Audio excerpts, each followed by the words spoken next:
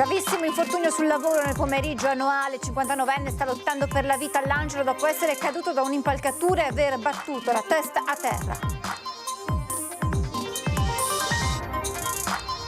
Clamorosa spaccata nella notte appena trascorsa alla Ferrutensil di Martellago. Ladri in fuga con bottino da 50.000 euro, utilizzato un furgone come ariete per sfondare la vetrata.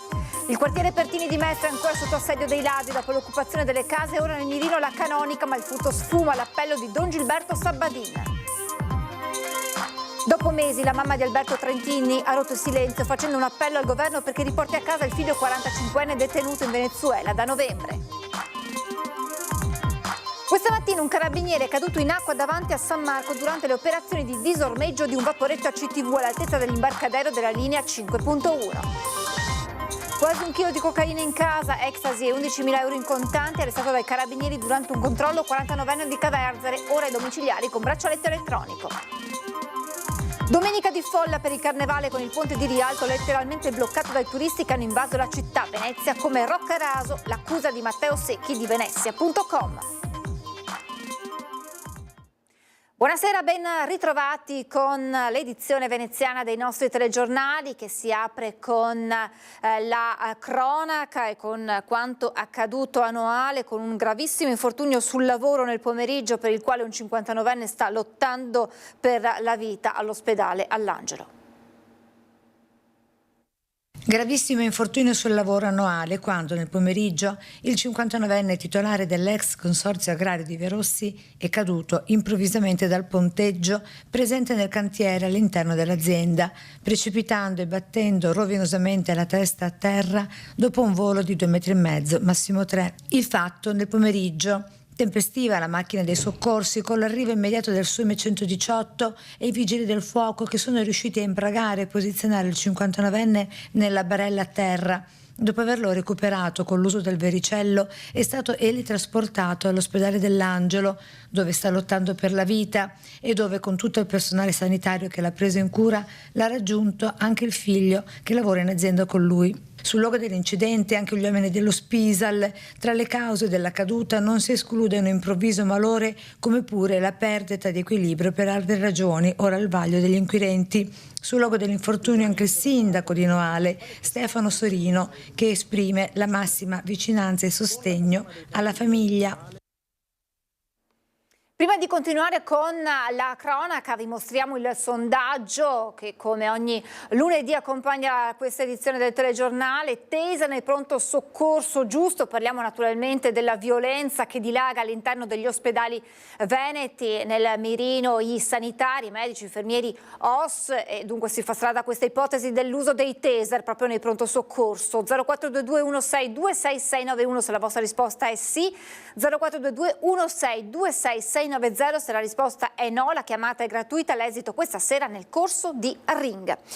Clamorosa spaccata, continuiamo dunque con la cronaca alla Ferrutensil di Martellago con i banditi che nella notte sono riusciti a fuggire dopo aver messo a segno un colpo da 50.000 euro utilizzando un furgone Ducato a sua volta rubato poco prima a Maerne. Il Ducato posizionato sopra 2 rampe di ferro lasciate poi sul posto per saltare il cordolo del marciapiede e utilizzato dai ladri come ariete lanciandosi a tutta velocità dal parcheggio antistante il negozio e riducendo in frantumi, lo avete visto, la vetrata blindata antisfondamento.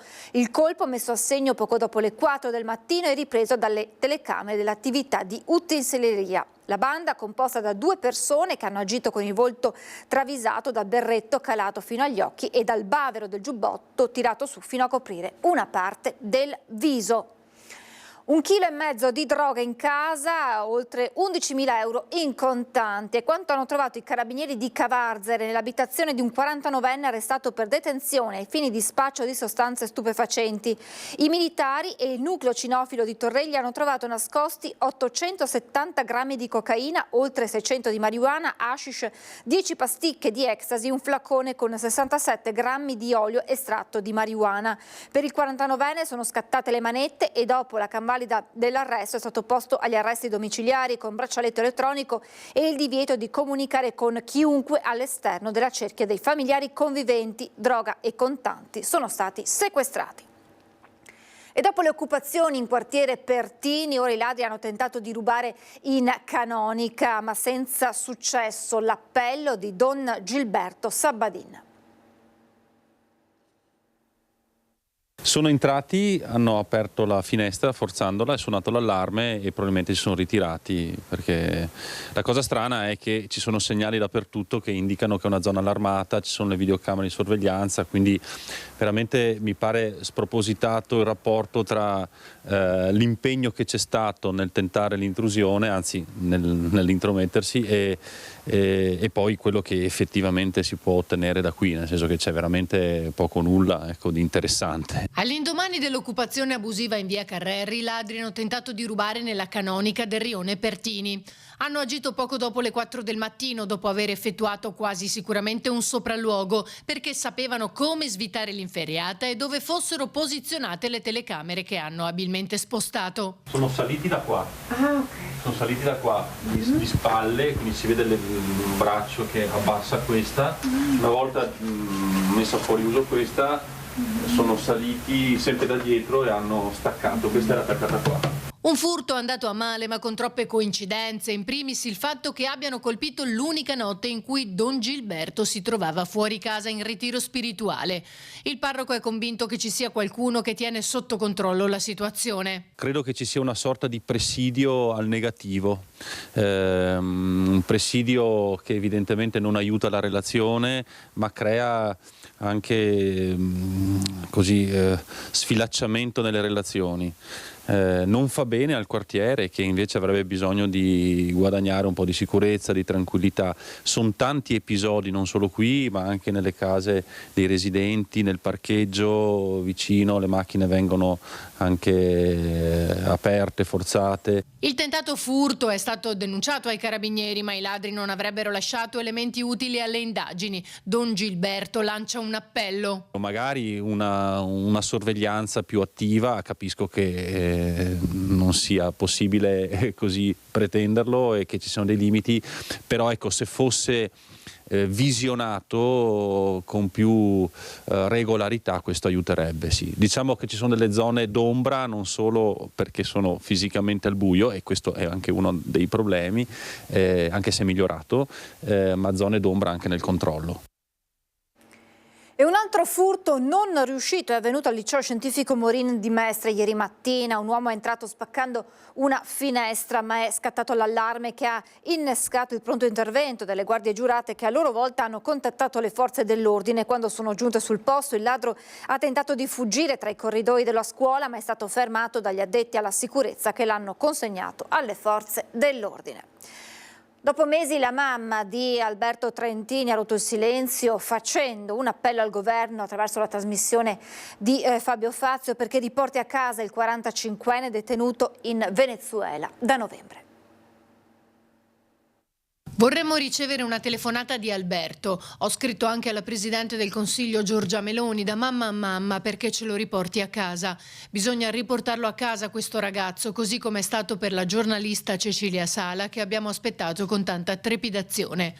È l'appello di Armanda Colusso, mamma di Alberto Trentini, collegata con Fabio Fazio dalla sua casa al Lido di Venezia, per raccontare il dramma che ha travolto la famiglia del cooperante 45enne detenuto in Venezuela dallo scorso 15 novembre. Un racconto, quello della donna, durato poco più di 10 minuti e che arriva dopo mesi di silenzio, che la famiglia si è imposta per non rischiare di interferire col lavoro di chi si sta adoperando per cercare di riportare Alberto a casa. Immagini, ha detto ancora la signora Colusso, come sono le nostre notti, ma noi non demordiamo. Non sono le lunghe notti a farci paura, anzi ci permettono idealmente di connetterci con lui, almeno nei pensieri. Ma ora dobbiamo riportare a casa Alberto, ha ripetuto. Infine, prima di andare, ha voluto denunciare come sui social alcune persone si spaccino per suo figlio, postando anche alcune foto e utilizzando quelle di famiglia. Per noi, ha detto, questo è un grande dolore. Questa mattina un carabiniere è caduto in acqua davanti a San Marco durante le operazioni di disormeggio di una imbarcazione di servizio all'altezza dell'imbarcadero della linea 5.1. Il militare, scivolato in acqua mentre spostava i parabordi da un'imbarcazione di servizio diretta all'Arsenale, è stato aiutato dai colleghi e dal personale di Vaporetto di ACTV che gli hanno lanciato un salvagente. Si è messo in salvo da solo e dopo essersi asciugato e cambiato è tornato in servizio. Venezia è presa d'assalto per il carnevale, schierata la polizia locale per far defluire il traffico nelle calli. La provocazione di Venezia.com che dice qui come a Roccaraso, ma la questione è la sicurezza e lancia un appello ai turisti: abbiate buon senso. Venezia come Roccaraso, dopo il caso dell'influencer che ha fatto prendere d'assalto da turisti mordi e fuggi la cittadina sugli Appennini abruzzesi, incapace per dimensioni e capacità di ospitare migliaia di persone tutte insieme. Venezia.com pubblica il fotomontaggio provocatorio contro le orde di turisti. Dopo quello che abbiamo visto ieri sul ponte di Rialto, mi sembra che la gestione dei flussi sia veramente un disastro e per adesso sia fallimentare. La proposta, sempre bocciata, spiegano da Venezia.com, di limitare il numero di accessi alla città senza mancare di ribadire la contrarietà al ticket d'accesso. E abbiamo sempre detto che Venezia in quei giorni incasinatissimi deve essere bloccato l'accesso alle persone. Lo chiamerei numero massimo, esprime proprio un numero che se viene superato la città si congestiona e stiamo male tutti. Da cittadino sono un po' basito nel vedere che noi in quei giorni siamo bloccati in casa. Non solo una questione di vivibilità della città per i residenti, ma soprattutto di sicurezza. Quelle persone che ieri erano bloccate sul ponte di Rialto sono un potenziale pericolo, perché vi ricordate quello che è successo in Corea qualche anno fa o a Torino dopo una partita della Juventus, mi sembra? Le persone sono anche decedute per dei problemi del genere, perché ci vuole un attimo che un imbecille butta un petardo lì sul ponte di Rialto, la gente scappa e si ammazza. Infine l'appello ai turisti. Un richiamo al buonsenso. Poi il buonsenso da parte di chi deve gestire queste cose, secondo me, è un po' lasciato lì, però va bene, dai, non voglio infierire. E le dichiarazioni di Venezia.com replica l'assessore comunale al turismo Simone Venturini. Primo giorno di carnevale, quindi è una cosa che si ripete annualmente. È anche da dire che quest'anno il carnevale arriva con una bella giornata e a febbraio, non come l'anno scorso a gennaio, quindi sono dinamiche normali. Anche per questo abbiamo introdotto questa misura del contributo d'accesso. E purtroppo prendo atto che gli stessi che l'hanno demolito nel scorso anno con manifestazioni, con cartelli, con voti contrari, leggendo i giornali di oggi invece vorrebbe che il contributo d'accesso fosse fatto anche a carnevale. Quindi delle due l'una: o vogliamo provare a introdurre strumenti per gestire il turismo, o se non li vogliamo non possiamo lamentarci poi dell'effetto sui numeri. Ecco perché nonostante le polemiche si sta già pensando a un'estensione, spiega Venturini. Noi quest'anno raddoppieremo i giorni di contributo d'accesso, raddoppieremo anche la tariffa per chi si prenota in ritardo e non è escluso che nei prossimi anni anche le prossime amministrazioni potranno potenziarlo e introdurlo anche in alcuni periodi come carnevale. È importante però raccontare come la sicurezza sia veramente il focus e quindi bene il prefetto con le zone rosse, bene le forze dell'ordine che hanno fatto anche numerosi fermi di alcune borseggiatrici, male purtroppo il fatto che una volta prese queste siano di nuovo su strada subito. E mentre si lavora per cercare di regolarizzare il turismo, Venturini spiega come la Giunta vada avanti anche dopo la chiusura dell'inchiesta Palude, con la conferma dell'accusa di corruzione nei confronti del sindaco Brugnaro. Non stiamo difendendo Luigi Brugnaro, stiamo difendendo il principio liberale che caratterizza ogni Stato democratico, che uno non è colpevole solo perché ha ricevuto un avviso di garanzia.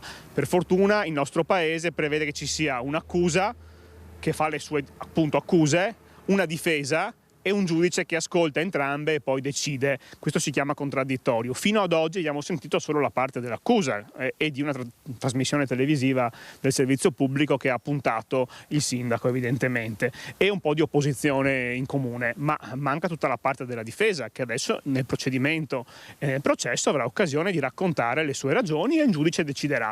Quindi il sindaco, non per lui ma per difendere questo principio, deve andare avanti e la giunta va avanti con lui.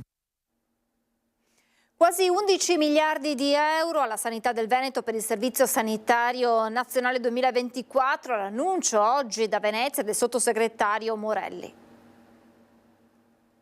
Quasi 11 miliardi di euro stanziati alle sanità del Veneto dal riparto del Fondo Nazionale. Ad annunciarlo, nel corso di una conferenza stampa a Venezia, il sottosegretario di Stato con delega al CIPES, Alessandro Morelli. Perché il governo ha inteso aumentare il Fondo Sanitario Nazionale e meritoriamente la Regione del Veneto, per le capacità, essendo regione benchmark, riceve ancora più finanziamenti rispetto all'anno precedente. Parliamo di quasi 400 milioni, 380 per l'esattezza. Gli stanziamenti, ha spiegato Morelli, guardano alla ricerca di una soluzione rispetto all'aumento della spesa farmaceutica e dei costi energetici che toccano anche gli ospedali e il potenziamento della sanità territoriale, in particolare con l'adeguamento dei salari del personale sanitario. Verranno investiti dalla Regione in autonomia per chiaramente cercare nuove soluzioni sul fronte delle liste d'attesa, aumentare per quanto possibile gli stipendi medici e infermieri, perché questa è una delle principali criticità a livello nazionale.